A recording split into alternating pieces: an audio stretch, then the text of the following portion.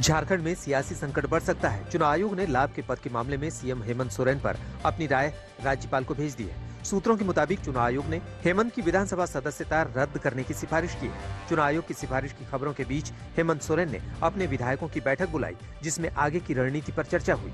बैठक के बाद हेमंत सोरेन ने दावा किया कि सरकार को कोई खतरा नहीं है। दिल्ली की सियासत में खींचतान जारी है। आम आदमी पार्टी ने सुबह 11 बजे विधायक दल की बैठक बुलाई। बैठक के बाद केजरीवाल अपने विधायकों के साथ बापू को श्रद्धांजलि देने राजघाट पहुंचे।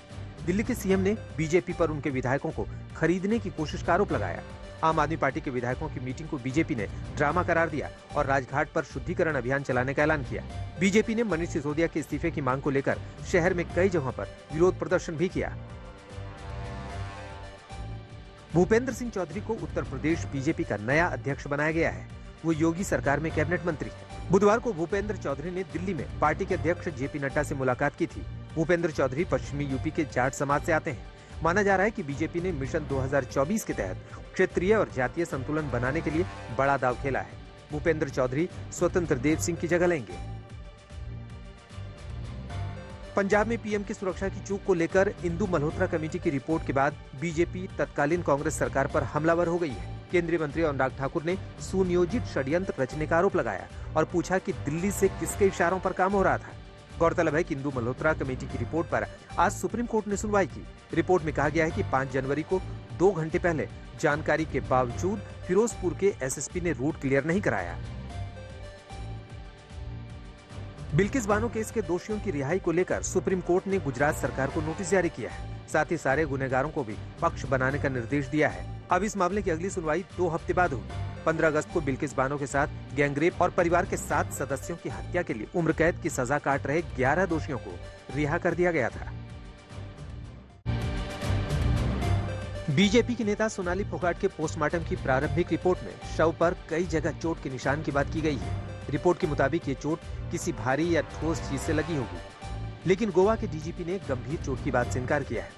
इस बीच 2 लोगों के खिलाफ हत्या का मामला दर्ज किया गया है और पूछताछ की जा रही है। गौरतलब है कि सोनाली के परिवार वालों ने हत्या और साजिश का आरोप लगाया था। जम्मू कश्मीर में सुरक्षा बलों ने घुसपैठ की कोशिश नाकाम की है और 3 आतंकियों को मार गिराया है। तीनों आतंकी एलओसी पर खराब मौसम का फायदा उठाकर घुसपैठ की फिराक में थे। ऑपरेशन के बाद सुरक्षा बलों ने 2 AK-47 राइफल, 1 M16 राइफल और दूसरे हथियार बरामद किए हैं। आतंकियों को ढेर करने के बाद सुरक्षा एजेंसियां पूरे इलाके में सर्च ऑपरेशन चला रही हैं। दिल्ली से सटे नोएडा में 40 मंजिला सुपरटेक ट्विन टावर को गिराने की तैयारियां पूरी हो चुकी है। नोएडा अथॉरिटी के अधिकारी लगातार जायजा ले रहे हैं। आज अथॉरिटी की सीईओ ने मौके का मुआयना किया और आसपास की सोसाइटी में रह रहे लोगों के साथ बैठक की। ट्विन टावर को 28 अगस्त यानी रविवार को गिराया जाना है। दोपहर ठीक 2:30 बजे ब्लास्ट किया जाएगा।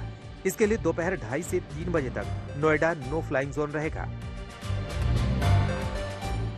एम्स में भर्ती कॉमेडियन राजू श्रीवास्तव की सेहत में हल्की सुधार की खबर है। सुबह राजू को होश आने की खबर आई थी, लेकिन बाद में अशोक पंडित ने परिवार के हवाले से ये ट्वीट किया कि राजू की तबीयत में सुधार तो है, लेकिन उन्हें होश आने की खबर में सच्चाई नहीं है। राजू श्रीवास्तव पिछले 15 दिनों से एम्स के आईसीयू में भर्ती है। 10 अगस्त को वर्कआउट करते समय दिल का दौरा पड़ा था।